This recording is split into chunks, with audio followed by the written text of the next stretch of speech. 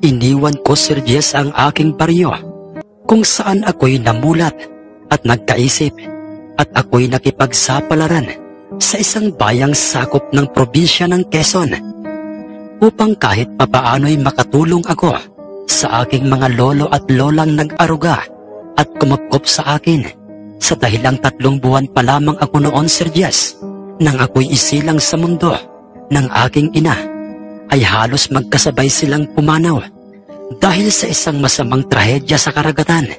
Tinangay ng malakas na voltahe ng alon sa karagatan ang aking ama nang ito'y nasa laot, at yun ang naging dahilan upang siya'y matagpuang wala ng buhay, at ang pagkamatay ni itay ay siya namang dahilan ng pagkakaroon ng sakit ni inay.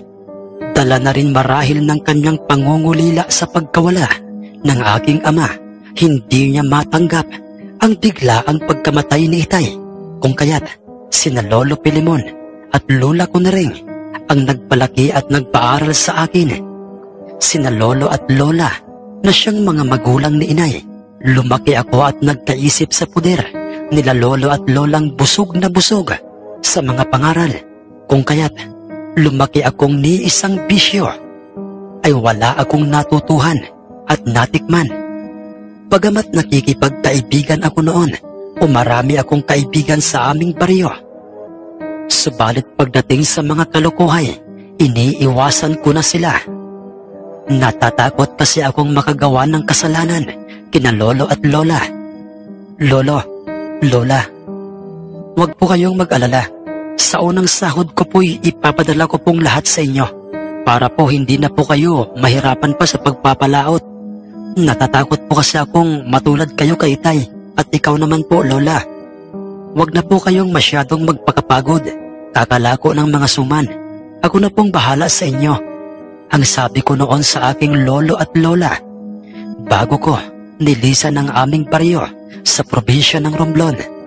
Ay nako, iho, apo, huwag mo na kaming alalahanin pa ng iyong lola. Ikaw ay aming pinalaking, wala kaming hinihinging kapalit sa iyo, apo. Mag-ipon ka ng pera para nang sa ganoon ay makapagtayo ka ng sarili mong negosyo para sa magiging kinabukasan mo. Ang dinig ko namang sagot sa akin ni Lolo. Ganoon po, Sir Jess, kabait ang aking mga lolo at lola. Gamit ang perang inipon ni Lolo at Lolay, magkasama kaming bumiyahe ng aking pinsang si Mateo mula Romblon papuntang Quezon Province dahil merong naghihintay sa aking trabaho doon. Isang tagaluto o hornero ng mga tinapay sa isang sikat na bakery sa nasabing bayan na yon, bagamat masasabi o matatawag na bayan ang lugar na aming pinuntahan sa probinsyang yon, pero malapit lamang ito sa bundok. Istiin ako, Sir Jess, sa nasabing panaderia, at maswerte ako't mababait ang aking mga kasamahan. Lalong-lalo na nga ang aking mag-asawang amo. Nasa tama ang perang ipinapasahod nila sa aming lahat, at higit sa lahat, hindi masungit sa kanilang mga tauhan, kung kaya't mas lalo kong ginalingan ang pakikisama ko sa aking mga katrabaho, lalong-lalo na nga sa aking trabaho. Nagpamalas ako ng kasipagang normal na makikita sa isang probinsyanong nangangamuhan, hanggang sa dumating na nga ang araw na ako'y matuto sa kung papaanong gumawa ng mga iba't ibang klase ng tinapay, kung kaya't mula sa isang pagiging hornero ay naging isa na nga akong master baker.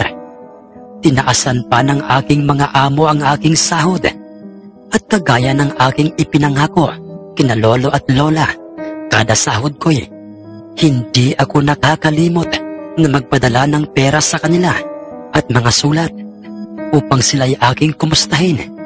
At ganoon din kina Tiyo Makoy na siyang aking tiyuhin sa side ng aking ama. Hinding-hindi ako nawawalan ng mga masasarap na tinapay na ibinibigay ko sa kanila sa tuwing ako'y dumadalaw sa kanilang tahanan. At nagkakataong di-off ko noon, maayos akong nakikisama sa kanila dahil sa maayos din ang naging trato nila sa akin. At dahil sa aking kasipagan at dedikasyon, sa larangan ng aking trabaho kung saang bayan na sakop ng probinsya ng Quezon. Kung saang bayan ng probinsya ng Quezon ako noon idinidestino ng aking mga amo, kung saan sa bawat mga nasabing bayan ay merong mga sangay ang kanilang panaderya.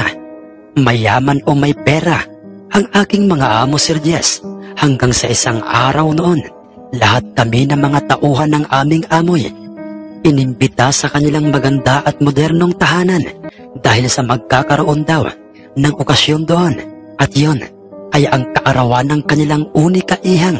Kasalukuyan pa lang nag-aaral noon ng kolehiyo sa Maynila, at napag-usapan ng aming mga among sa kanilang probinsya gaganapin ang kaarawan ng kanilang nag-iisang anak. At ng araw na yon ay nakita ko ang isang napakagandang babaeng si Biron, ang nag-iisang anak na dalaga ng aming mga among sina Ma'am Cecilia at si Sir Alex. Ang taglay niyang kagandahay hindi nakakasawa. Higit sa lahat ay namana niya sa kanyang mga magulang ang pagiging isang mabuting tao. Sa madaling salitay ay isang mabait na dalaga itong si Ma'am Biron, at halos hindi magkalayo ang agwat ng aming edad. At aaminin ko po sa inyo, tinamaan kaagad ako kay Ma'am Biron. Sa bawat ngiti niya sa tuwing aking nakikitay ay siya namang mabilis na pagpintig ng aking puso. Yun pa lang ang kauna-unahang pagkakataong naramdaman ko yon sa isang babae, at sa mismong anak pa ng aming mga amo. Na inlove ako noon kay Ma'am Biron, at alam ko sa aking sariling hindi lamang ako, Sir Jess, kundi maging ang iba pa sa mga kalalakihang mga kasamahan ko sa trabaho. Ganoon pa may pinipilit kong pigilan ang nararamdaman ko sa kanya. Dahil sa sino nga ba ako, Sir Jess? At alam ko sa aking sariling hinding-hindi ako papatulan ng isang anak mayaman. Subalit yun ang aking akala, Sir Jess, dahil katulad ng kanyang mga magulang ay naging mabuti at maganda ang naging pakikisama sa amin ni Ma'am Biron. Para sa kanya, walang mayaman at walang mahirap. Para sa kanya, lahat ng tao sa mundo'y pantay-pantay lang. Hindi mahalaga sa kanya o sa kanilang pamilya kung ikaw ay isang mahirap, basta't ikaw ay hindi gumagawa ng masama at ikaw ay nagsisikap para sa iyong sarili. Iyan ang mga katagang sinabi sa amin ni Ma'am Biron sa amin na kanilang mga tauhan, at ng mismong araw ng kanyang ingranding kaarawan, kung kaya't hindi nakapagtatakang halos lahat ng kanilang mga naging tauhan ay tumagal sa kanila. At ang iba'y doon na rin tumanda at nakapag-asawa ng mga tindera at panadero dahil sa magandang ugali ng aming mag-asawang amo. Maraming mga kakilala ng kanilang mga pamilya ang dumalo sa kanyang kaarawan, at masasabi ko talagang nag-umpisa at natapos ng masayang-masaya ang kanyang kaarawan. Tumagal ng ilang mga linggo sa piling ng kanyang mga butihing mga magulang si Ma'am Biron. Palagi siyang pumapasyal sa lahat ng mga panaderyang nasa iba't ibang bayan na sakop ng kanilang probinsya. Ngunit may napapansin lamang ako sa kanya dahil sa tuwing siya'y nasa kanilang panaderyang pinagtatrabahoan ko noon ay madalas ko siyang nakikitang nakatingin o ninanakawan niya ako ng tingin. Sana all. Sana all talaga, Sir Jess.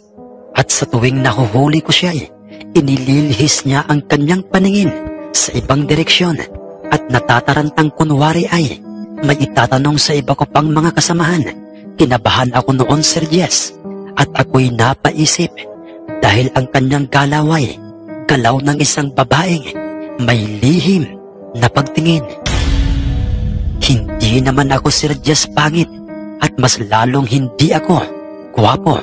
Maraming nagsasabing sakto lang ang aking afil pagdating sa panlasa at paningin ng mga kababaihan, at ang pangangatawan ko nooy solido o bato-bato dahil sa ako po'y batak na batak sa gawaing dagat at bundok noong kapiling ko pa ang aking mga lolo't lola. Hindi ako pandak, Sir Jess, at mas lalong hindi ako matangkad.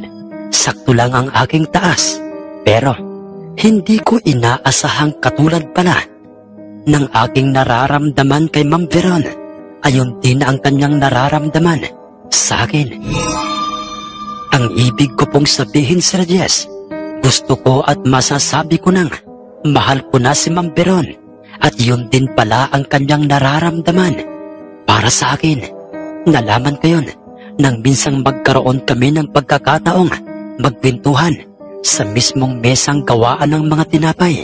Magiliw at maayos makipag-usap si Ma'am Veron, mabiro. Kung kaya't mas lalo pang naging magaan ang aking loob sa kanya. Ganoon din siya sa akin. Ang aming pag-uusap ay nauwi sa kanyang mga katanungan tungkol sa akin, sa kung ako ba'y meron ng nobya o minamahal. Nahihiya ko namang sinabi sa kanyang wala pa akong napupusuan dahil sa gusto ko pang makatulong sa aking mga lolo at lola. Subalit lahat pala ng tungkol sa akin ay naikwento na sa kanya ng aking helper o ng aking hornero at katulong sa paggawa ng mga tinapay. Masyado kasing madaldal ang aking hornerong yun. Hindi lamang sa aking hornero, lahat ng mga kasamahan ko sa kanilang bakery ay kanyang inusisa ang aking pinagmulan at kung anong pagkatao meron ako. At maging sa kanyang mga magulang, at doon, ng mismong oras na yon, ay ipinagtapat na sa akin ni Ma'am Veron na ako'y natatangi para sa kanya. Nagustuhan niya ako, Sir Jess, hindi lamang sa panlabas na anyo, sa kung anong pagkataong meron nga ba ako, kundi nagustuhan niya ako magmula nang makita niya ako. Kung kaya't isiniwalat ko na rin sa kanya ang totoong nararamdaman ko para sa kanya. Sinabi ko sa kanyang mahal ko siya. At sa maniwala man kayo, Sir Jess, o hindi, mga kamundo, ako na isang lupa at si Ma'am Veron na isang langit ay nagkamabutihan. Naging kami ni Ma'am Veron bago siya magpasyang bumalik sa Maynila upang ipagpatuloy ang kanyang kursong may kinalaman din sa larangan ng negosyo. At dahil sa agwat o layo ng aming antas sa buhay at sa takot kong na malaman nila Ma'am Cecilia at Sir Alex ang aming relasyon, ay sinabi ko sa aking mahal na si Veron na amin munang ilihim ang aming relasyon. Subalit siya'y hindi pumayag sa nais kong mangyaring yon sapagkat ayaw niya ang ganoong relasyon. Sa palitan ng aming mga sulat ay sinabi niya sa aking pagbalik niya sa Quezon ay kanyang ipagtatapat sa kanyang mga magulang kasama ako ang aming pagmamahalan. Sobrang natakot ako noon, Sir Jess, at nag-alala sa aking sarili na baka ako'y pagtawanan at pag-isipan ng kung ano-anong masasama nila Sir Alex, maging ng aking mga kasamahan sa trabaho at maging ng iba pang mga taong malapit sa kanilang pamilya. Baka isipin nilang aking ginayuma at pipirahan ko lang ang pamilya ng aking minamahal na si Veron. Higit sa lahat ay ang labis-labis kong ikinababahala noon ay kung ano ang magiging reaksyon ng mag-asawang si Ma'am Cecilia at Sir Alex. Baka magbago ang tingin nila sa akin at palayasin pa nila ako sa aking trabaho. Subalit lahat ng mga alalahanin kong yon sa aking isip ay nabura dahil ng mismong araw na kaming dalawa'y magkasama nang nasa harapan ng kanyang mga magulang at amin na ngang ipinagtapat sa kanila ang lahat, ay masyado akong nagtaka sapagkat nang ipinagtapat na nga ni Veron sa kanila ang lahat tungkol sa amin, ay hindi ko nakitang sumimangot o kinakitaan ng pagkagulat at matinding galit ang hitsura ng aking mag-asawang mga amo. Sa halip ay kanilang sinabi sa amin, "Ama Dante, makinig kang mabuti. Ang desisyon ng aming anak na mahalin ka ng totoo ay hindi namin kayang tutulan. Mahal ka ng aming anak at alam naming totoo yun. Higit sa lahat, masaya kaming pareho ng aking asawa't ikaw. At hindi sa maling tao nagmahal ang aming unika, iha. Pero, Dante, iho, may nais lamang kaming hilinging mag-asawa sa iyo. at sana naman ay mapagbigyan mo kami. Ang seryoso ngunit masayang pagkakasabi sa akin ng mga magulang ng mahal kong si Beron. At ganoon din ako noon, Sir Jess. Larawan ako noon ng labis-labis na saya. Kung kaya't, maraming salamat po, ma'am. Sir, ano po ang gusto niyong sabihin? Ang nahihiya, ngunit masayang-masayang pagkakasabi ko kay Sir Alex. Ano ka ba, anak, iho? Huwag nang sir at ma'am ang itawag mo sa amin. Dahil pagkatapos ng kursong kinukuha ng aming anak na may kinalaman sa pagninegosyo'y itatakda na agad natin ang inyong kasal. Iho Dante, usapang lalaki sa lalaki ito. Sana naman, iho, ay huwag mong paiiyakin ang aming nag-iisang anak. Makakaasa ba ako sa iyo, iho? Mayat-mayang pagsang-ayon ang aking isinagot kay Sir Alex ng mga pagkakataong yon, at ang tungkol sa aming relasyon ay ipinaalam kaagad nila Sir Alex at Ma'am Cecilia sa lahat ng kanilang mga tauhan. Kumalat naman yon hanggang sa makarating sa iba't ibang mga tao at mga kamag-anakan ng aking minamahal na si Beron, at nagbunga ng maganda ang aking pagiging isang mabuting tao, dahil maraming nagsasabing kung ako ay swerte kay Beron, ay swerte rin sa akin si Beron at ang kanyang pamilya. Hanggang sa makapagtapos na nga ng kanyang pag-aaral, si Beron ikinasa kaagad. Itinakda na nga kaagad ang aming ingranding kasal, at ang aking perang inipon upang sana'y gagamitin kong panggastos sa aming kasal ay nawalang saysay, dahil lahat ng gastusin ay sinagot lahat ng aking mga biyanan. Ngunit bago ang araw ng aming kasal ay umuwi kaming dalawa ni Beron sa aming probinsya, sa Romblon, upang kunin at isama sina lolo at lola at iba pa sa aming mga kamag-anakan upang dumalo sa aming ingranding kasal. Masayang-masaya sina lolo at lola, hindi dahil sa ako'y sinuwerteng makapag-asawa ng isang anak mayaman, kundi nakahanap ako ng isang magalang at mabait na asawa, at ganoon din ng mga magiging mga biyanan. Basta't manatili ka lang sa ganyang pag-uugali, apo. Hindi ka bibiguin ng Panginoon. Hindi kanya pababayaan at ililigaw ng landas. Sa halip ay pagpapalain niya kayo ng magiging pamilya mo.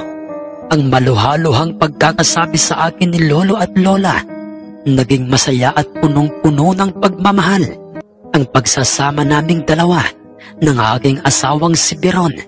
Inalis na ako sa pagiging panadero ng aking mga biyanan, at kanilang ibinigay o ipinamana sa aming mag-asawa ang 5 sangay ng panaderya sa bawat bayan ng Quezon. At ako, kasama ang aking butihing asaway, ay aming binabuting mas palaguin pa ang aming negosyo. At dahil sa aming matyagang pagmamalasakit sa aming negosyo ay nadagdagan pa ito, Sir Jess, habang nooy kasalukuyan ng nagdadalang tao sa aming unang anak, ang aking asawang si Beron. Bawat panaderyay meron kaming mga tauhang tapat at pinagkakatiwalaan, at naging madali lang sa amin ang magkaroon ng isang magandang sariling pag-aaring tahanan, katulad ng ugali ng aking mga biyanan para sa aming mga tauhan. Ayon din ang aming naging pagtuturing sa kanila. Itinuring naming silang pamilya at hindi iba sa amin. Subalit sa paglipas ng mga panahoy, isang hindi kapanipaniwala at nakamamanghang revelasyon ang aking matutuklasan sa pamilya ng aking asawa, lalo na sa aking mga biyanan, sa kung papaano sila yumaman at nagkaroon ng ganoong kaunlad na negosyo, kung papaano sila nagsimula, kung saan nanggaling ang swerte ng kanilang negosyo, at ako mismo at ang aking mismong mga mata ang makakapagpatunay na totoo ang swerteng hatid at bisa ng mutya, na kapag ka ito'y ginamit sa isang negosyo. Anak Dante, may isang importanteng bagay o masasabing lihim akong gustong sabihin sa iyo. Ang sabi sa akin ng aking biyanang lalaki nang minsang inaya niya akong uminom sa kanilang mismong tahanan at gabi ng mga pagkakataong yun. Anong ibig niyo pong sabihin, Papa? Ang nagtatakang tanong ko sa kanya habang magkaharap kaming nag-iinuman sa mesang gawa sa bubog sa loob ng kanilang malawak na bakuran. Nagkakaedad na kami at napapanahon na upang ipamana namin sa iyo ang totoong pinagmulan ng swerte ng aming negosyo. Papa, hindi ko po kayo maintindihan. Anak Dante, naniniwala ka ba sa mga kababalaghan kagaya na lamang ng mutya? Sumagot na lang ako sa kanya ng oo, na kahit pa'y ni minsan ay hindi pa ako nakakaengkwentro o nakakaranas ng anumang kababalaghan sa tanang buhay ko. Kahit pa'y mutya ay hindi pa ako nakakakita noon. Inisip ko rin ng mga pagkakataong yon na baka siya'y lasing na, kung kaya't nababanggit niya ang mga ganoong mga katanungan. Makinig ka, anak Dante. Kaya kaming mag-asawa'y mabait sa aming mga tauhan at maging sa ibang tao. Dahil sa yun naman talaga ang ugali namin ng iyong mama. Dante, katulad mo rin ako noon. Noong ako'y binata pa, nagmula ako sa pinakamahirap na pamilya. Isang pamilyang swerte na ang makakain ng 3 beses o 2 beses sa loob ng isang araw. At ganoon din ang iyong mama. Nagmula kaming pareho sa mahirap na pamilya. Isa akong panadero noon sa isang sikat na panaderia sa Maynila. At isa namang tindera ang iyong mama. At maayos naming ginagampanan ang aming trabaho sa panaderiyang iyon. Sa bawat pagtulong namin sa mga taong lumalapit sa kanilang panaderiya, ay kami ng iyong mamay sinisirmunan at minumura ng aming mga amo. At kamuntik-muntikan pa ngang gaasain ng iyong mama ng aming among lalaki.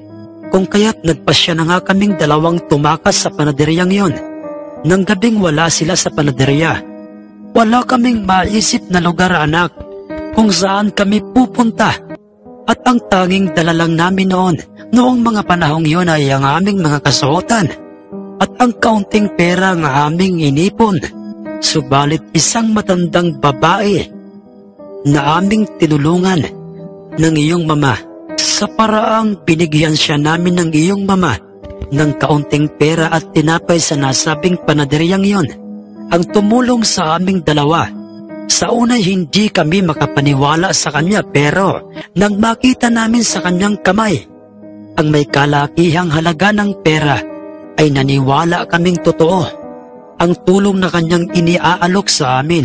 Mula Maynila, iho anak, ay sumakay kami ng bus na bibiyahing Quezon Province o dito mismo sa probinsyang ito. Dahil ayon sa kanya ay taga rito siya. Pagkarating namin sa kanyang tahanan ay nag-iisa lang siya. Pero maayos ang kanyang tahanan, anak. Nagpasalamat kami sa kanya at ang perang nasa kamay niya ay ibinigay niya sa amin at sinabi niyang mag-umpisa kaming mamuhay ng magkasama ng iyong mama. Gamit ang perang iyon, tatanggi sana kami sa kanya dahil para sa amin ng iyong mamay, ang tulong na ginawa niya ay sapat na at sobra-sobra na. Subalit nagpumilit ang matandang babaeng iyon at binigyan niya pa kami ng isang mutya. Isang mutya na ayon sa kanya yun ang magdadala ng swerte sa aming mag-asawa. Hindi ako makapaniwala sa mahabang kwentong yon sa akin ng aking biyanan. Subalit ayon pa sa kanya tanggapin niyo na itong maliit na batong ito na sinlaki labang ng hinliliit ng isang sanggol. At ito ang magbibigay ng swerte sa inyong gagawing negosyo. Pero pagkakabisa lamang yan, sa oras na yan ay ipinabad niyo sa tubig na may halong langis. Higit sa lahat ay wag na wag kayong magbabago ng inyong ugali. Maging mapagpakumbaba kayo at kayo'y mas lalo pang pagpapalain. Yun ang sabi sa amin, anak, ng matandang babaeng yon. At totoo ang lahat ng kanyang mga sinabi dahil magmula nang tinanggap namin yon. Matapos naming magpasalamat sa kanya at magpaalam ay naging matagumpay ang aming unang panaderiyang itinayo sa probinsyang ito.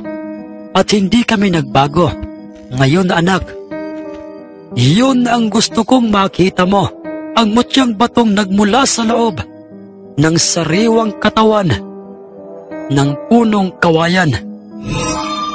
Matinding pagkamangha ang nooy aking nararamdaman nang marinig kong sinabi yon sa akin ng aking biyanan. Ilang sandali pa'y tumayo ito at sinabi niya sa akin, "Halika anak at sumama ka sa akin." Mabilis naman akong tumayo at magkasama kaming dalawang bumaba sa kanilang sikretong lugar. Isa itong underground at noon ko pa lamang yun napansin. Naglakad kaming dalawa paibaba sa nasabing hagdan. Kasunod ay binuhay niya ang ilaw doon dahil madilim sa nasabing underground. At nang tuluyang kumalat ang liwanag ng nasabing ilaw ay lumantad sa aking paningin ang isang mamahalin at matibay na mesa at nakapatong doon ang isang babasaging mangkok. At nang kami ay tuluyang lumapit doon, nasaksihan ng aking mata ang isang maliit at pinaghalong kulay puti at itim na isang batong kasinlaki lamang ng hinliliit ng daliri ng isang sanggol. Nakalutang ito sa pinaghalong tubig at langis. Matinding pagkamangha sa nooy aking nasaksihan noong mga pagkakataong yon. At makailang beses ko pang kinurap-kurap ang aking mga mata sa pag-aakalang isa lamang panaginip ang lahat. Subalit sa aking muling pagdilat ay totoong lahat ang aking mga nakikita. Yan, Dante, ang sinasabi ko sa iyong mutyang batong nanggaling sa loob ng kawayang ibinigay sa amin ng iyong mama ng matandang babaeng minsan naming inabutan ng tulong. Diyan ang gagaling, Dante, ang swerteng walang katapusan sa amin at sa ating pamilya. Kami lamang mag-asawa ang nakakaalam nito at ikaw, maging sa iyong asawa'y inilihim namin ito. At ang bisang swerte ng mutyang ito ay hindi lamang sa negosyo, Dante, kundi maging sa sugal, sa sabong o kung ano-ano pa mang mga bagay sa mundo. Pero hindi ko ito ginamit sa bisyo o sugal, kundi sa negosyo. Ang sabi pa sa akin ng aking biyanan, ilang sandali pa'y sinabi niya sa akin, "Magmula ngayon, anak Dante, ay ikaw na o mapapa sa iyo na ang mutyang yan. Magpagawa ka, anak, ng underground o lihim na lugar sa inyong mismong tahanan. At kagaya ng ginawa ko, ilagay mo ito sa isang bangkok na merong tubig at langis. At huwag mong hayaang may liwanag ang kanyang paligid." Sinunod kong lahat ang mga ipinagagawa sa akin ng aking biyanan. Nagpagawa ako ng underground sa aming mismong tahanan hanggang sa ang nasabing mutyay ay matagumpay ko na ngang nailipat sa aking pangangalaga at kaming mag-asawa lang. At ang aking mga biyanan ang nakakaalam sa lihim na yon.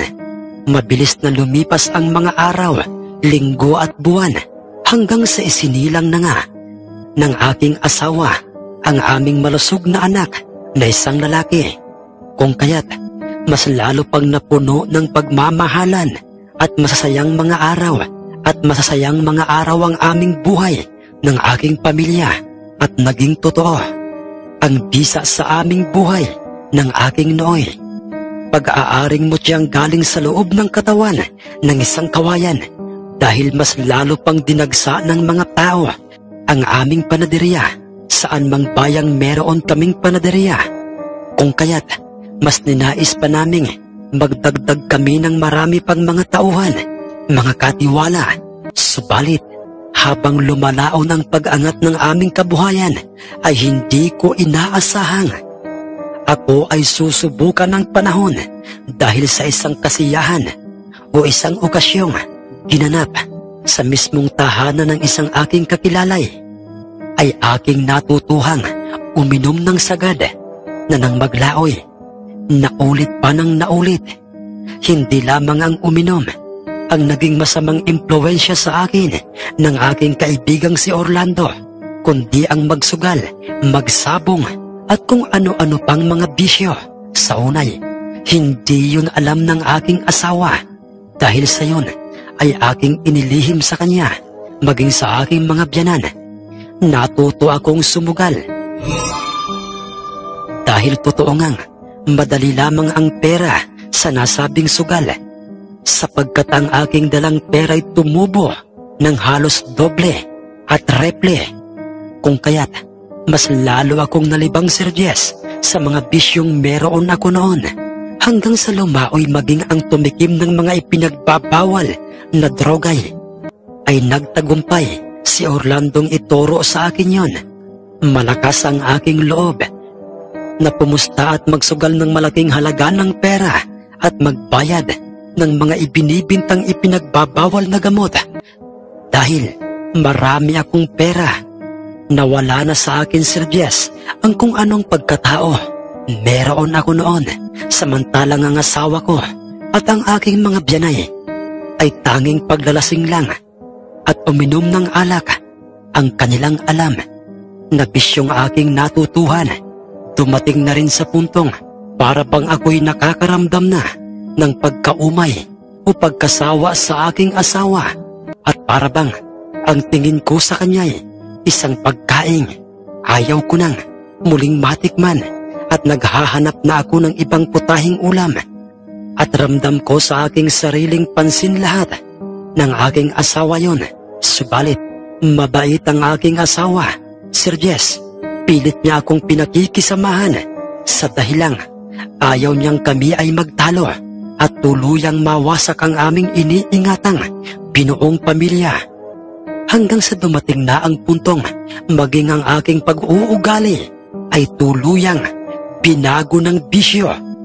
At nang nasabing drogang pakiramdam ko sa aking sarili ay nagbibigay sa akin ng walang hanggang kaligayahan, sa tuwing ang mga yun ay paulit-ulit kong ginagawa.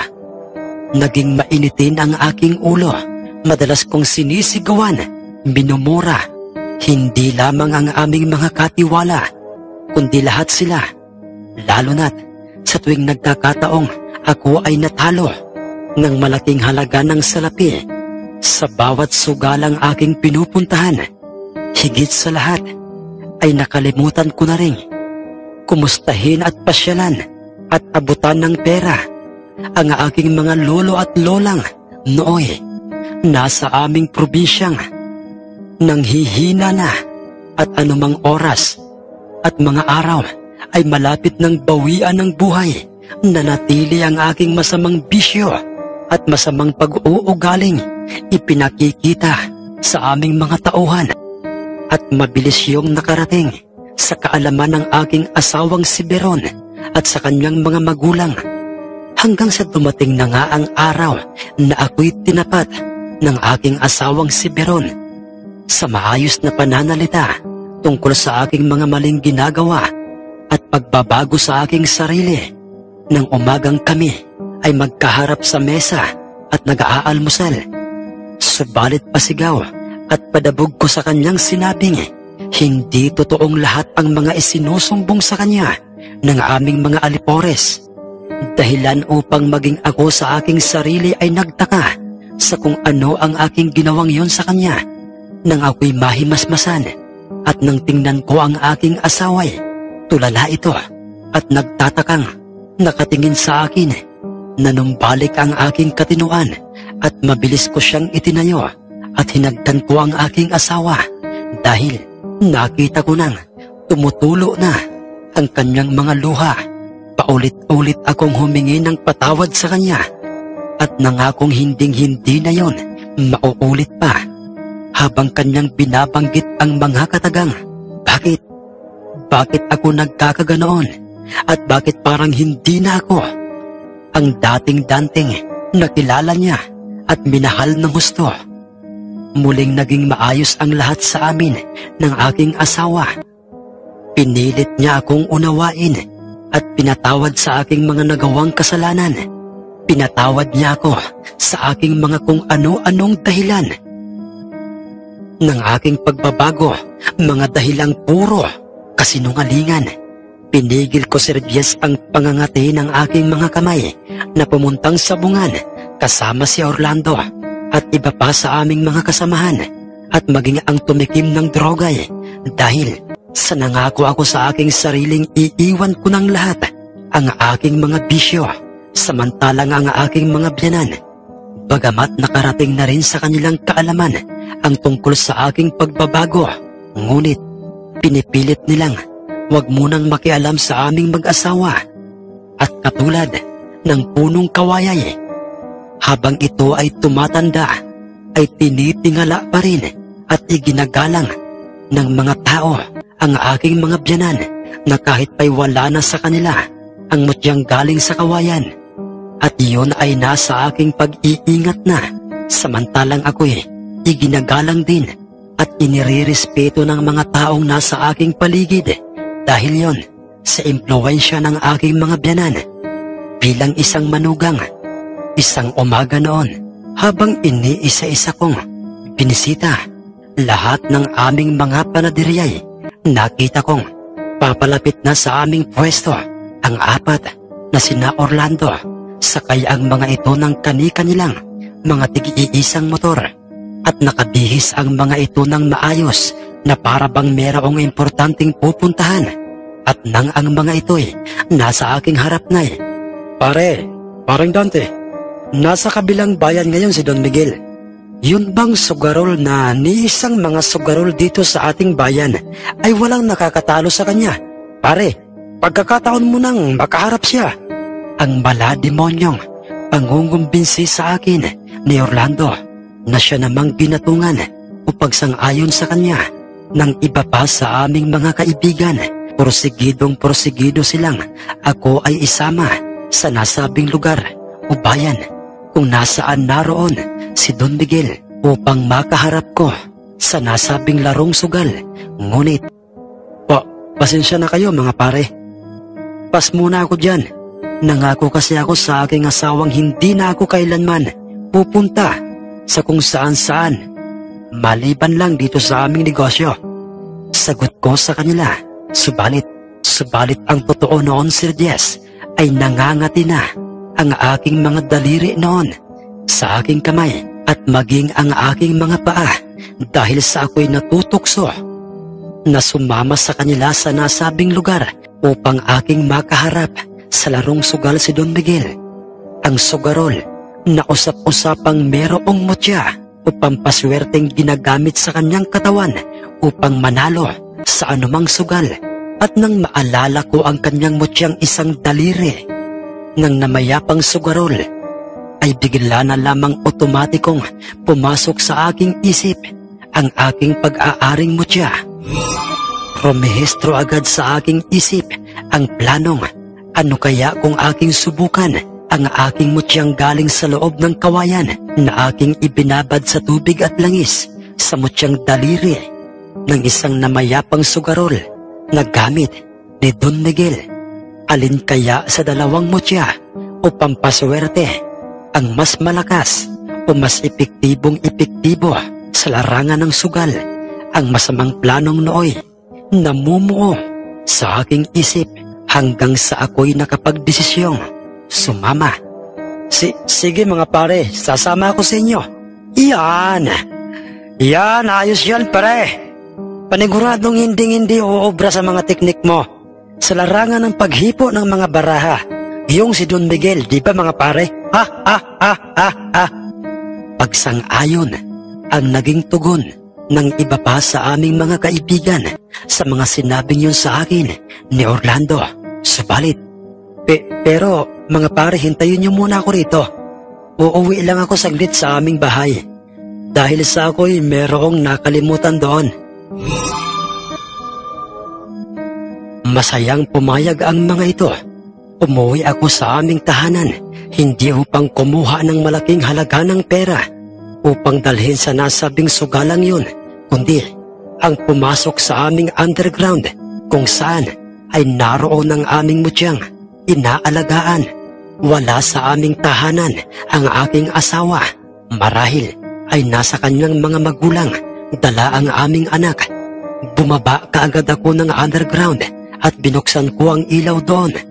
At nang makita ko ang mutyang batong galing sa kawayay, ako ay nagtaka at nagulat kung bakit para bang nababawasan ang kanyang laki at para bang ito ay natutunaw sa tubig at langis. Nagtaka ako noon, Sir Jess, dahil wala namang sinabi sa akin ang aking mga biyanan patungkol sa mga ganoong pangyayari. At saka, parang hindi yun normal sa aking paningin. Hindi ko na lamang pinansin yun. Sa halip ay ako'y nagmamadaling. Dinampot ang nasabing mutyang yun. Ramdam ko ang init noon. Nang yun ay sumayad na sa aking mga palad. At pagkatapos ay nag-uwi ka akong, tulungan mo akong maipanalo at lupigin at ipahiya ang kilalang sugarol na merong mutyang daliri ng yumaong sugarol na si Don Miguel. Pakiusap. Ang mahinang sabi ko noon habang mahigpit ko ng hawak sa aking kanang kamay ang nasabing mutya. Pagkatapos nooy mabilis ko na nga itong ibinalik sa kanyang kinalalagyan. Ipinahid ko pa ang magkahalong langis at tubig na nasa aking kamay at nagmumula sa nasabing mutyang yon. Ipinahid ko yon sa aking kasuotan. Kasunod ay umakyat na nga ako pa itaas at mabilis kong isinara ang pintuan ng underground. Wala akong dalang malaking perang pamusta sa nasabing sugal dahil sa alam ng mga namamahala doong marami akong pera. Subalit nang kami ay magkaharap na nga ni Don Miguel ay isang manipis at malinis na isang papel at meron pang kasamang ballpen ang iniabot sa akin ng isa sa kanyang 5 mga tauhan na nasa kanyang likuran. Mabilis ko yung nilagdaan kung saan ang nilalaman o ang nakasulat sa nasabing papel na yon ay nakahanda akong magbayad ng malaking halaga ng perang nakalagay doon sa oras na ako ay matalo sa laro naming dalawa ni Don Miguel. Subalit sa kamalas-malasay, ako ang natalo. Dahil sa parabang ito'y hindi nauubusan ng alas na kanyang inilalapag sa misang nasa aking harapan. Nagtatagagtaka na ang aking mga pawis sa noo dahil sa aking matinding inis at galit sa aking pagkatalo. Lalo na't nakikita kong nakangising parang ako'y minamaliit ni Don Miguel. Idagdag pa ang pagtawanan ng 5 sa kanyang mga tauhan. Ilang sandali pa'y bumulong sa akin si Abner, isa sa aming mga kaibigan, at kanyang sinabi sa akin, "Bumawi ka pare." Ibig kong sabihin ay isa pang laban at mananalo ka rin kay Don Miguel. Dahil sa aking kagustuhang matalo si Don Miguel at maibalik sa akin ang naunang perang ipinusta ko sa kanya ay muli akong humingi ng papel upang isulat doon ang malaking perang muling aking ipupusta bilang kasunduan at ang aking lagda sa ibabaw ng aking pangalan. "Sigurado ka bang muli kang lalaban sa akin ng sugal, ha Dante? Gamit ang barahang ito, baka naman ay maubos ang iyong pera at yun pa ang magiging dahilan upang magtalo kayo ng iyong butihing asawa. Dante, meron ka pang oras upang magbago ang iyong desisyon." Ang dinig kong sabi sa akin noon ni Don Miguel. Subalit, iritado kong sinabi sa kanyang wala akong pakialam. At mas lalong wala kang pakialam, Don Miguel. Kung maubos man ang aking mga pera sa sugalang ito, dahil ang mahalaga sa akin ay ang matalo kita. Kung ganoon, sige na. Balasahin mo ng muli ang mga barahang yan. Ang nooy utos ni Don Miguel sa isang lalaking kabilang sa mga namamahala sa nasabing pasugalang yon. Subalit, kagaya ng mga naunay, natalo ako ni Don Miguel na para bang naaaninag ng kanyang mga mata at tumatagos ang kanyang paningin sa mga barahang inilalapag ko sa mesang nasa aming harapan. Natalo ako ng hindi lamang 1, 2, kundi 3 beses kay Don Miguel at masasabi ko talagang malaki-laki ang perang maaaring mawala sa akin. Kung kaya't nag-isip ako ng paraan. Dahil sa parang nawalang bisa, ang mutyang batong nagmula sa mismong loob ng kawayan laban sa kanyang tangang pampaswerte, umutya sa larangan ng sugal. Tumayo akong bigla mula sa aking kinauupuan. At pagkatapos ay, "Mandaraya ka! Isa kang dakilang mandaraya, Don Miguel." Naalarma ang mga tao na nasa aming paligid. Dahil sa aking ginawang yon, pilit naman akong pinapakalma ng aking 3 mga kaibigan at sinasabi nilang huwag akong gumawa ng iskandalo sa lugar na yon. Sinasabi ko na nga bang yan ang gagawin at sasabihin mo, Dante? Dante, kahit sa husgado o korte man tayo makarating, kung yan ang ipagpipilitan mo'y matatalo ka lang ng paulit-ulit, Dante. Dahil wala kang matibay na katibayan o ebidensyang nagpapatunay na ako'y isang mandaraya na kagaya ng sinasabi mo. Ang paliwanag o katuwiran sa akin ni Don Miguel. Ngunit mas lalo pa akong nanggigil sa matinding galit sa kanya dahil pakiramdam ko'y napahiya ako sa mga sinabi niyang yun sa akin. Kung kaya't, ganoon ba, Don Miguel? Katibayan ba o ebidensya lang ba ang hanap mo? Pues, bakit? Bakit hindi mo ilabas ngayon din, Don Miguel? Yang mutyang pampaswerte mong nasa iyong katawan. Ilabas mo! Ilabas mo ang daliri ng isang namayapang tanyag na sugarol na iyong ninakaw sa sementeryo. Ilabas mo, Don Miguel, nang magkaalaman tayo. Makinig kayo, kayong lahat. Papaano nga ba ako mananalo sa isang taong magnanakaw ng mutya? Isamantalang ako'y lumalaban sa kanya ng pareho. Wala akong ginagamit na mutya. Ang medyo pasigaw na pagkakasabi ko sa kanya, tinitigan ako ng makahulugan ni Don Miguel. Kasunod ay, sinabi niya sa akin, "Totoo ba ang mga sinasabi mong yan, ha, Dante? Totoo bang wala kang mutyang pag-aari? Bueno, paano kung sabihin ko sa iyong wala akong mutya at yun ay totoo? Tingnan mo, Dante." Wala akong makitang daliri ng isang namayapang sugarol na kagaya ng sinasabi ko sa kanya kanina nang kanyang inilantad sa akin ang kanyang mga bulsa. At kulang na lang ay maghubad si Don Miguel at ang tanging dala niya ay ang malaking halaga ng perang siyang kanyang pampusta sa larangan ng sugal. At ang higit kong ipinagtatakay, parang alam niya ang tungkol sa mutyang meron ako, isamantalang kami lang ng aking asawa't at ang aking mga biyanan ang nakakaalam ng lihim na yon.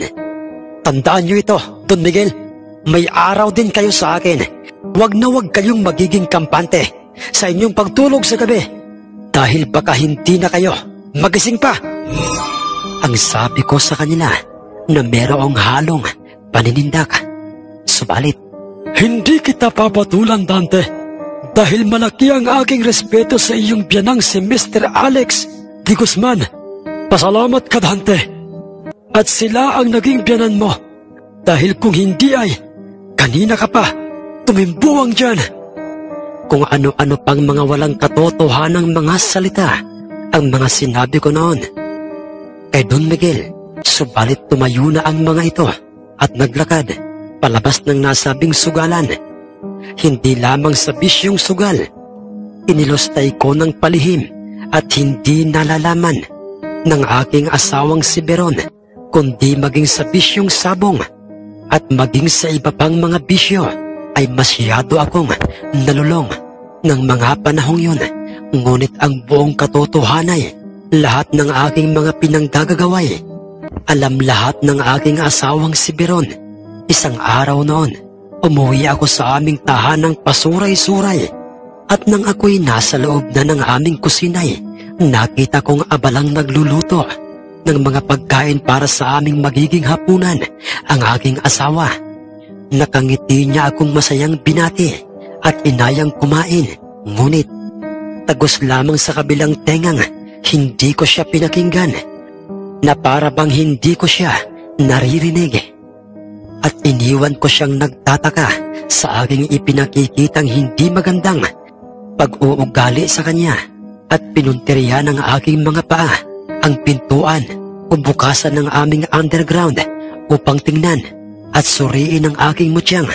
Nagmula o nang galing sa loob ng kawayan, at masyado akong nagulat at halos gusto ko nang magwala sa loob ng aming underground, dahil nang binuksan ko ang ilaw doy ay lumantad sa akin ang mangkok na silag, kung saan ay sa nasabing mangkok na yon ay wala na doon ang nasabing mutyang bato, kundi ang naruroy ang pinaghalong tubig at langis, ang naiwang laman ng nasabing mangkok. Kinabahan ako ng mga pagkakataong yon. Yumuko ako sa ilalim ng mesa at nagbabaka sakali akong makikita ko yun doon, dahil sa iniisip kong baka yun ay nahulog lang. Subalit nabigo akong makita yun doon. Nawawala ang mutyang batong nagmula sa kawayan na siyang totoong nagbigay ng swerte sa aming buhay. Nanggigil na ako noon, Sir Diaz, sa sobrang galit, at inisip kong baka ang asawa kong si Biron ang may pakana kung bakit nawawala ang aming pag-aaring mutyang bato. Kung kaya't ang ginawa ko mabilis akong umakyat sa itaas at pinuntahan ko at hinanap ko kaagad ang aking asawang si Biron. Nanggigigil na ako noon sa matinding galit at nanginginig na ang aking buong katawan, at nang siya'y nasa aking harapan ay walang preno kong sinabi sa kanya at paulit-ulit kong itinatanong sa kanya kung nasaan ang mutyang batong nasa aming pag-iingat. Siya'y nagtatakang itinatanggi sa aking hindi niya alam kung nasaan na nga ba ang nawawalang mutyang bato, at sinabi niya pa sa aking kailanmay hindi niya yon pinakikialaman.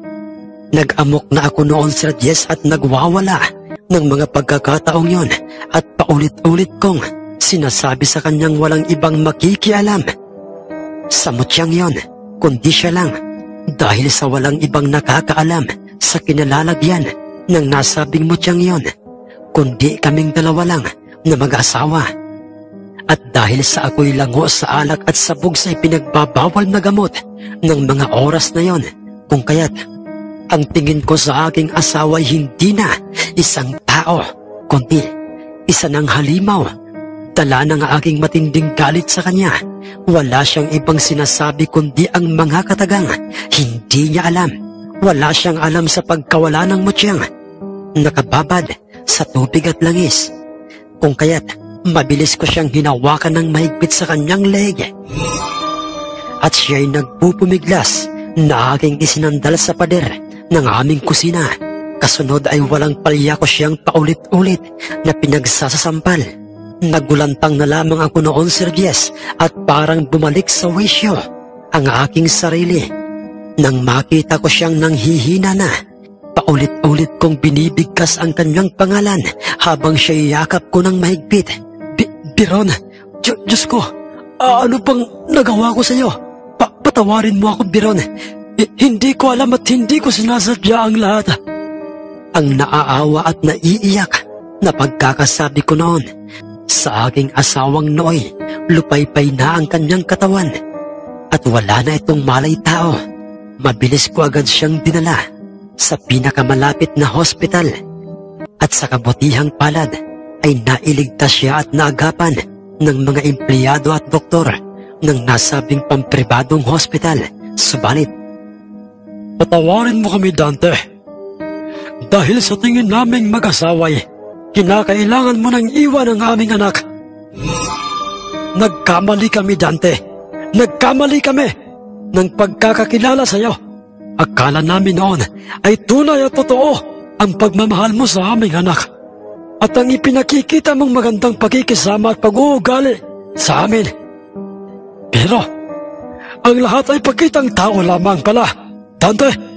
Matagal na naming alam ang lahat tungkol sa mga bisyong ginagawa mo at ang ginawa mong paglustay ng inyong mga inipong pera sa mga walang kabuluhang bisyo Pero pinilit naming mag-asawa at ng iyong asawang hayaan ka at huwag kaming makialam sa buhay nyo bilang mag-asawa. Pero Dante, iba sa pagkakataong ito. Dahil sa ginawa mo sa aming anak, ay pagbabayaran mo. Pagbabayaran mo ang lahat ng ito, Dante. Tandaan mo ito, Dante. Mula sa araw na ito, ay wala ka ng asawa at mga anak. Ang tinig kong nooy, gigil na gigil, at nangkagalaiti sa matinding galit na pagkakasabi sa akin ng aking biyanang lalaki. Kung saan ay ganoon din ang nababanaan ko sa hitsura ng aking biyanang babae. At ng mga pagkakataong yun pa lang, nakita kong naging ganoon ang kanilang inasal. Paulit-ulit akong humingi ng kapatawaran sa aking ginawa sa aking asawa. Subalit hindi nila ako pinaniniwalaan. Matinding kahihiyan para sa aking sarili at mga alalahanin para sa aking asawa at anak ang nooy paulit-ulit na rumirehistro sa aking isip. Mabilis namang kumalat at naging usap-usapan ng mga taong nakakakilala sa akin at sa pamilya ng aking asawa ang aking kawalang hiyaang ginawa sa aking asawa at sa aming negosyo. Kinaumagahan, mabilis akong nagbihis at naghanda ng aking mga dadalhin papuntang hospital.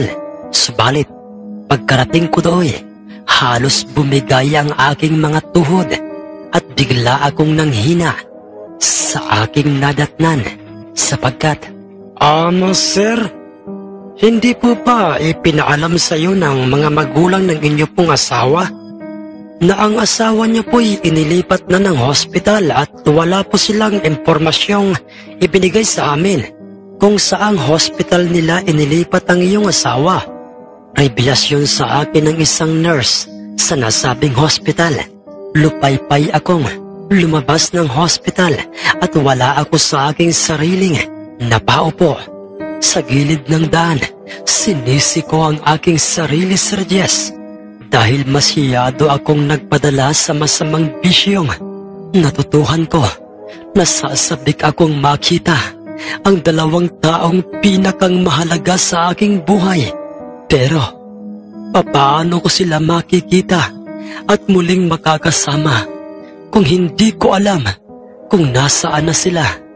Totoo nga talaga ang kasabihang nasa huli ang pagsisisi, sapagkat huli na ang lahat para sa akin.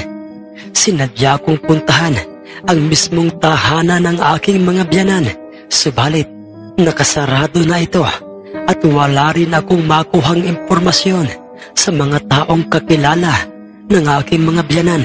Lahat sila'y walang alam kung nasaan na ang aking pamilya.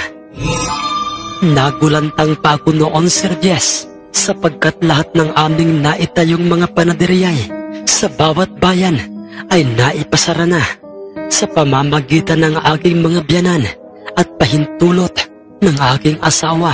Bukod pa doon, naalala kong nailagay ko sa isang papel o kasunduan ang aming mga nakatayong panaderya sa bawat mga taong nakalaban ko sa larangan ng sugal.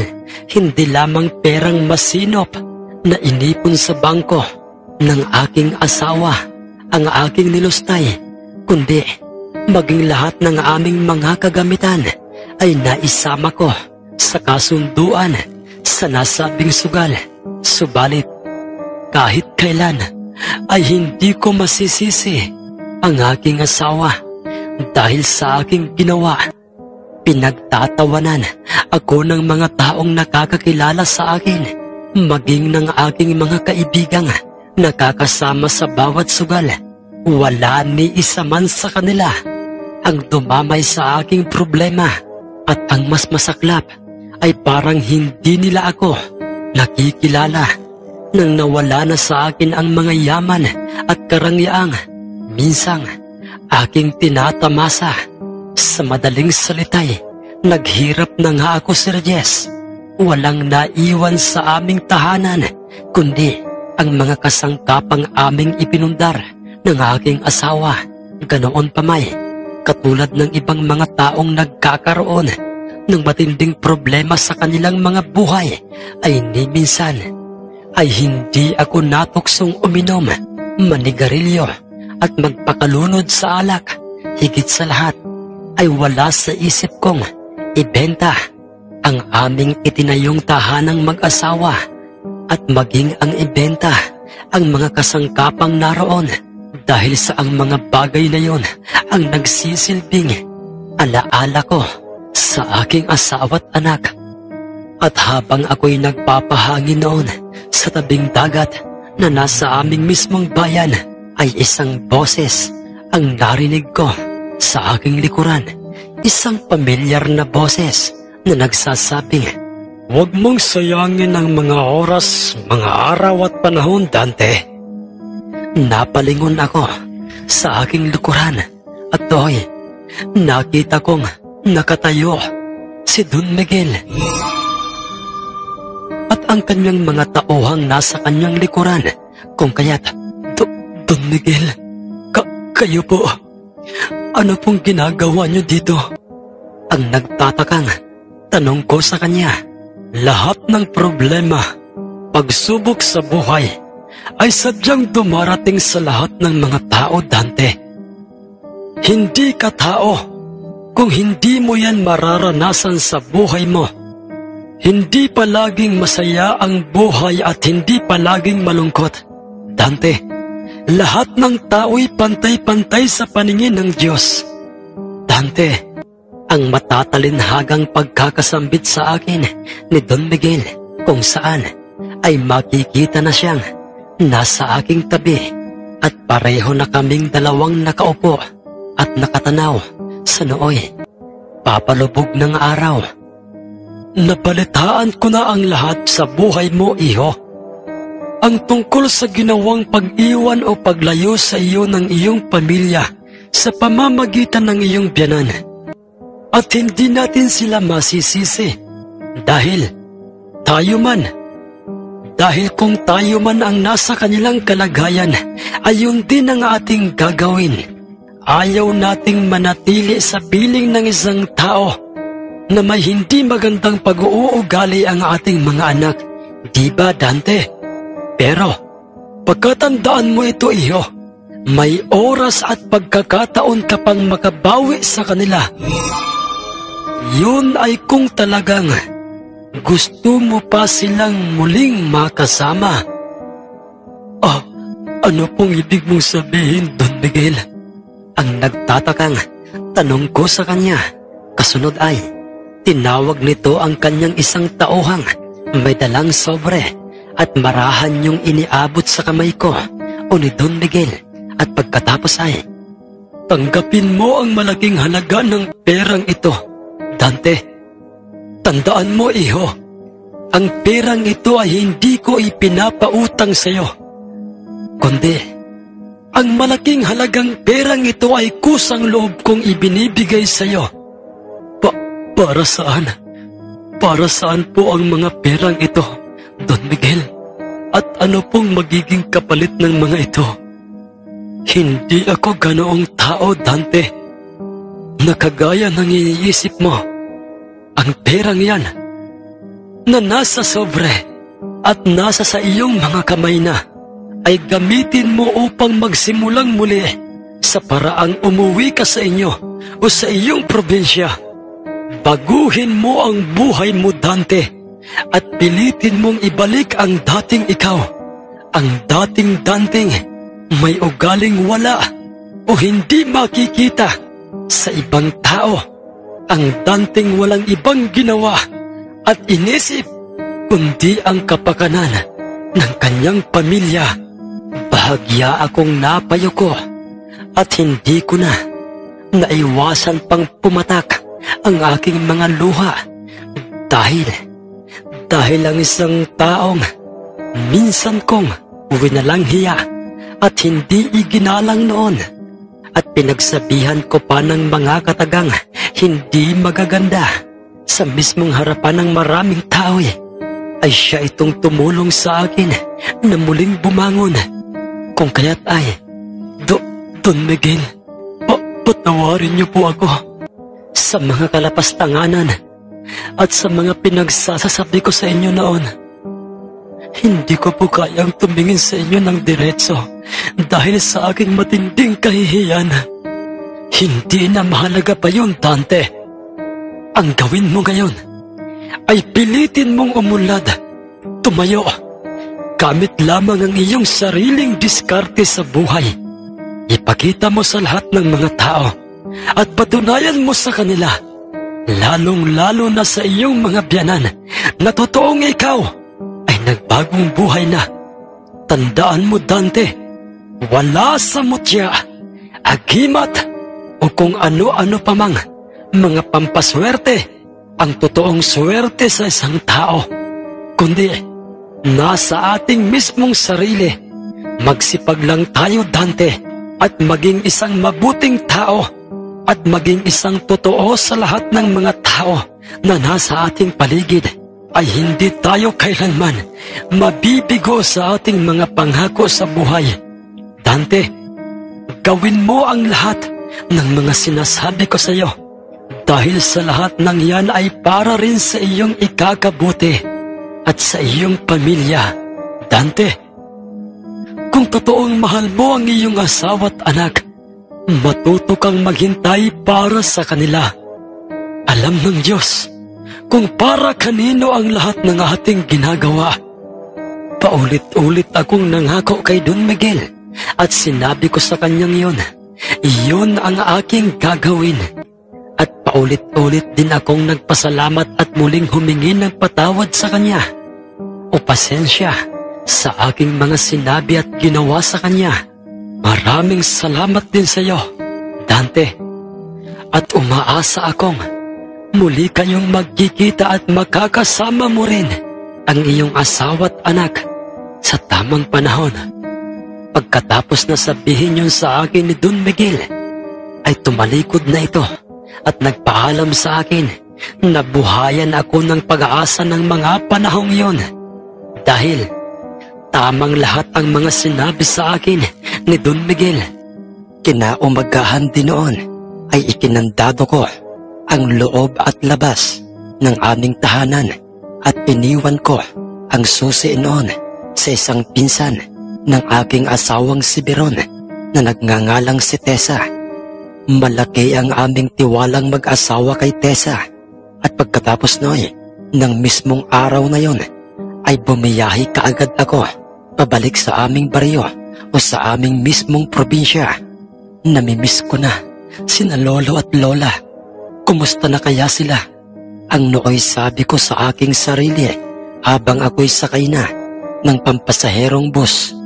Pagkarating ko sa aming baryo'y isang panibagong pagsubok na naman at kalungkutan ang aking nadatnan sapagkat, Pinsang Dante, mahigpit na itinagubilin sa amin ni na lolo at lola noong nabubuhay pa sila na hanggat maaari ay wag na naming ipaalam pa sa iyo kung sakasakali mang silang dalaway mawala sa mundo.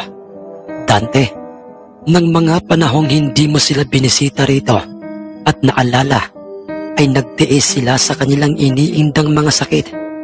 Dala ng kanilang katandaan, pinakiusapan ko silang ipaalam sa iyo ang kanilang nararamdaman upang makahingi sa iyo ng perang pambili ng kanilang maintenance. Pero tumutol silang dalawa, Dante. Ang dinig kong revelasyon sa akin ni Pinsang Tiroy, hindi ko na nga naiwasan pang mapahagulgol ng mga pagkakataong yon, sapagkat ng mga panahong nagdanas ng matinding gutom at hirap sa sakit ng kani-kanilang mga katawan sina lolo at lola, ay ang mga panahong ako ay nagpakasaya sa aking bisyo. At dagdag pa sa akin ni Pinsang Tiroy, ayaw na ayaw ni na lolo at lola, Pinsang Dante, na ikaw ay mag-aalala sa kanila at mahal na mahal kanila, Dante. Napakawalang silbi kong tao, napaka makasarili ko. Ang aking pagkagahaman at pag-abuso sa mga pera at karangyaan ang siyang naging dahilan ng pagkawasak ng aking pamilya at ang pagkawala ng ating lolo at lola. Pinsang Tiroy, napakawalang kwentang tao ko Pakiramdam ko noon, Sir Jess, ay tuluyan na ngang gumuho ang aking mundo. Hindi ko alam kung ang nangyayari ba sa buhay ko ay isang pagsubok lamang ba o isang sumpa. At nang mismong araw na yon ay mabilis kong inihanda ang aking sarili. At magkasama kaming dalawa ni Pinsang Teroy na pumuntang sementeryo sa mismong puntod nila lolo at lola. At doon, walang palya ang pagbuhos ng aking mga luha. Napaluhod na ako't paulit-ulit akong humihingi ng patawad sa aking mga namayapang lolo at lola. Matinding pagluluksa at pangungulila ang aking nararamdaman at parang sasabog na ang aking dibdib sa tindi ng aking galit at sama ng loob sa aking mismong sarili.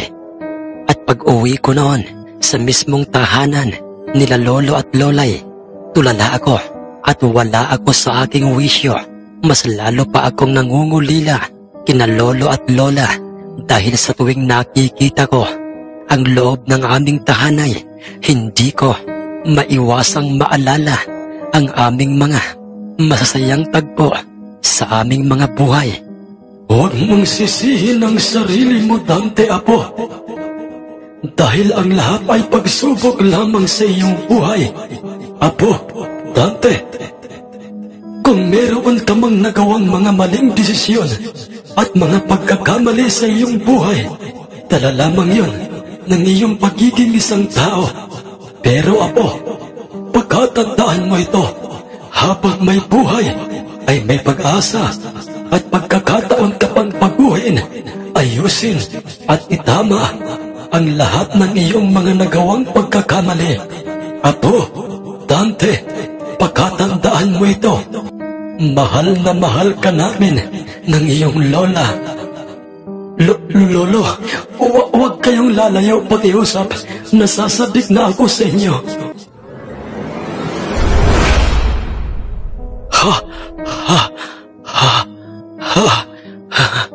Panaginip. Isang panaginip. Pero parang totoo. Parang totoo ang lahat. Nakita ko sina lolo at lola. Pero nang akma ko na sana silang lalapit ay bigla na lamang silang kinain ng isang nakakasilaw na liwanag na nagmumula sa kalangitan. Maging sa aking panaginip ay wala pa rin silang ibang hinangad at inisip, kundi kung ano ang makakabuti sa aking buhay. Tama sina lolo at lola. Pipilitin kong bumangon muli at ibalik ang dating ako. Ang nooy sabi ko sa aking sarili, nang gabing hindi ko na malayang nakatulog na pala ako sa mahabang upuan habang iniisip ko noon sina lolo at lola. Kinaumagahan din noon ay kumuha ako ng isa sa aming kababaryo upang upahang maglinis sa libingan nila lolo at lola. Gamit ang perang ibinigay sa akin noon ni Don Miguel ay naging maayos at malinis ang kanilang mga puntod. At maging ang paligid noon, pinapinturahan ko na rin yun kay Mang Dani. Kasunod ay pumunta ako sa aming mismong bayan upang maghanap ng mga ibinibintang pwesto roon. Sa kabutihang palad ay ako'y nagtagumpay. Nakahanap ako ng pwesto at nagkataon pang malapit lamang yun sa aming merkado o sa aming mismong palengke. At dahil sa yun ay sa palengke o nasa mismong bayan, kung kaya't matao sa lugar na yun, walang ibang laman ng isip ko noon, kundi puro positibong ako'y magtatagumpay sa aking planong magkaroong muli ng isang pag-aaring panaderya. Matapos kong maayos ang titulo ng pwesto at mabayaran yun sa may-ari noon, ay ang kasunod kong ginawa ay naghanap ako ng mga kasangkapan o kagamitan na maaaring gamitin sa aking panaderya. Nagtataka lamang ako noon, Sir Jess, dahil lahat ng aking kinakailangan ay mabilis ko lamang na nahahanap hanggang sa ako'y magkaroon na nga ng isang panaderya. At nagsayon ng mga mamimili katuwang ko si Pinsang Tiroy at iba pa sa aming mga kakilala sa aming baryo'y ay naging mabilis ang tagumpay o pag-unlad ng aking panaderya hanggang sa ito'y kumalat at nagkaroon ng iba pang sangay.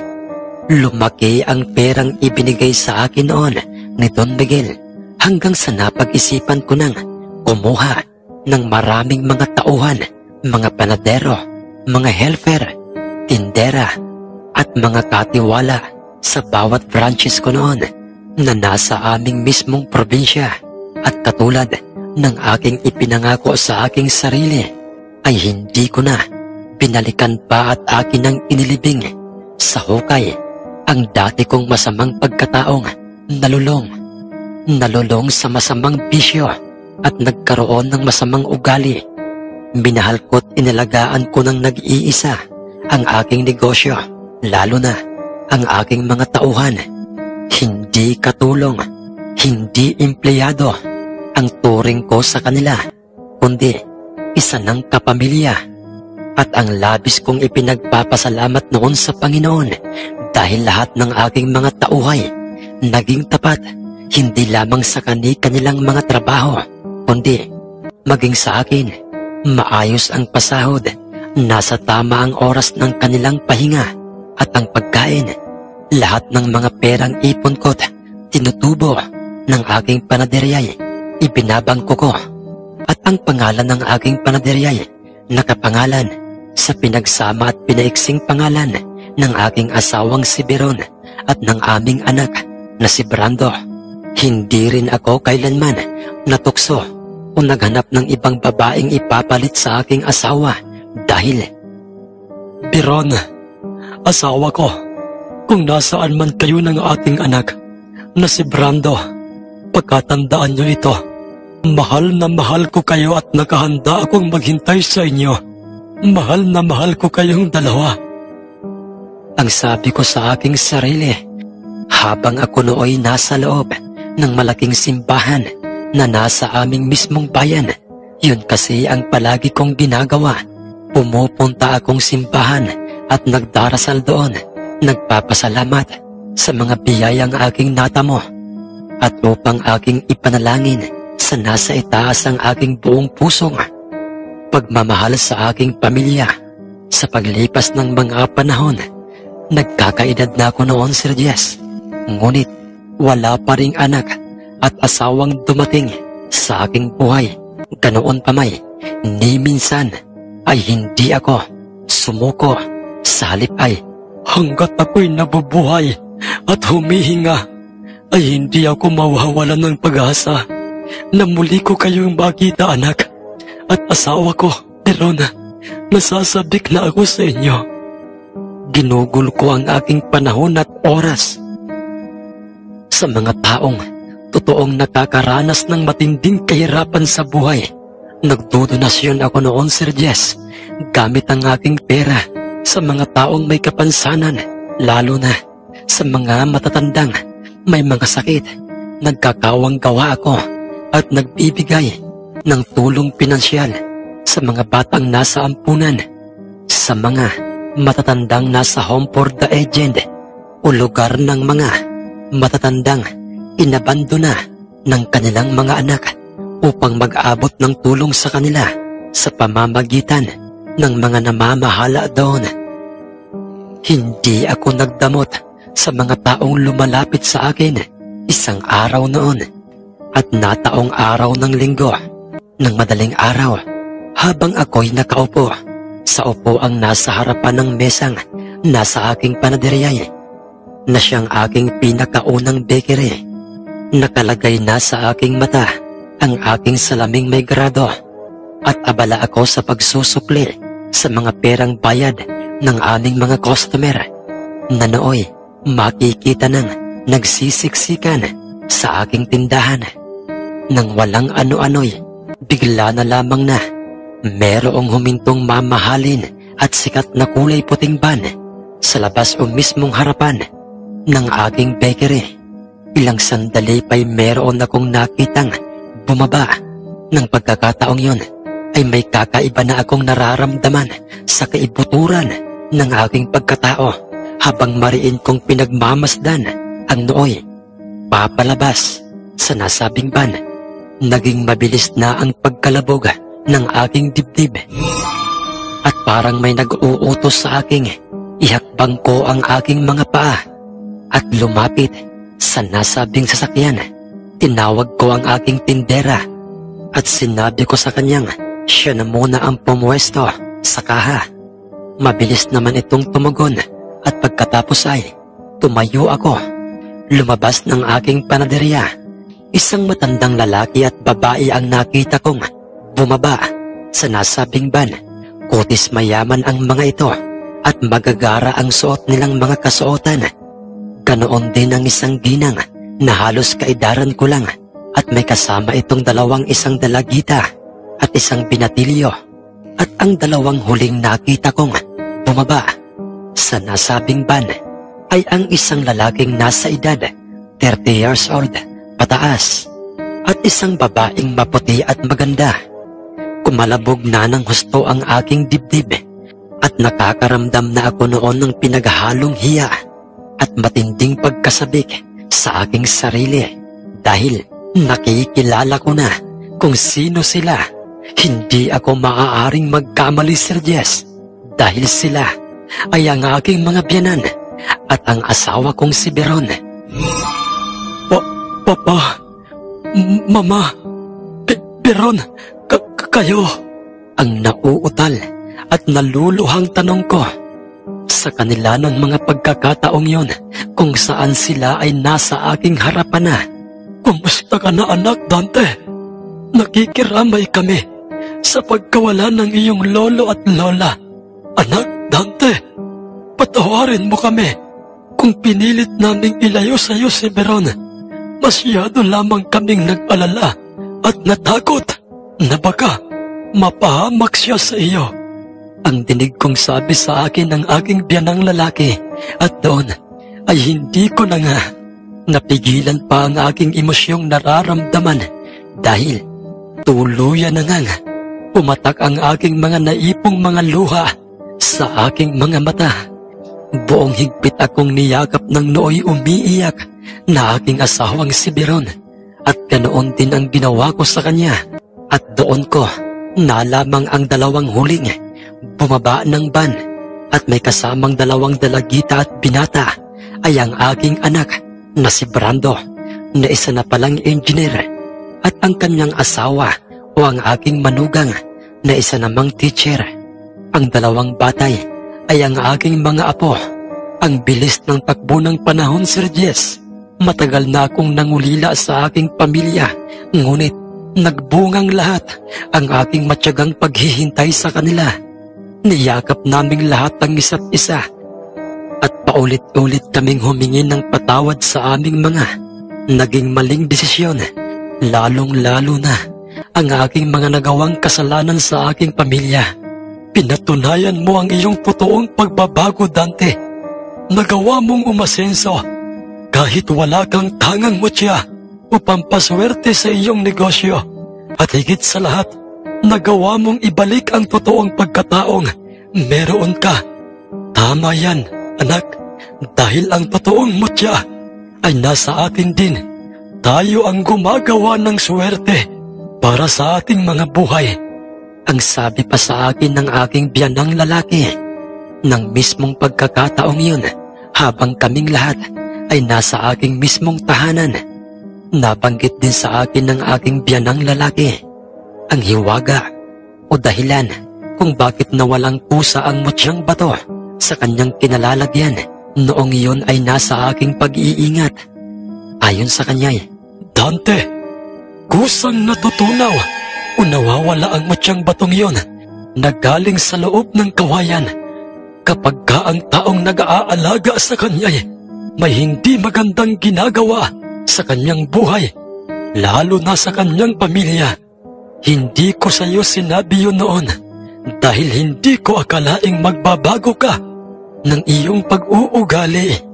Kabaliktaran pala ang mangyayari sa aking buhay.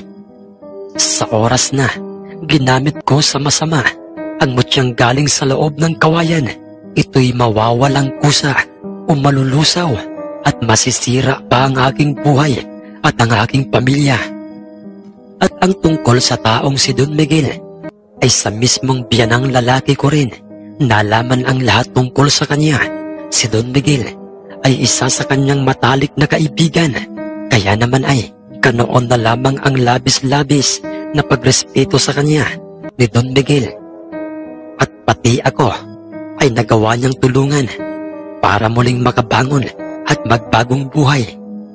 Dante anak, ang sino mang taong may tangang mutya galing sa kawayan ay irerespeto siya.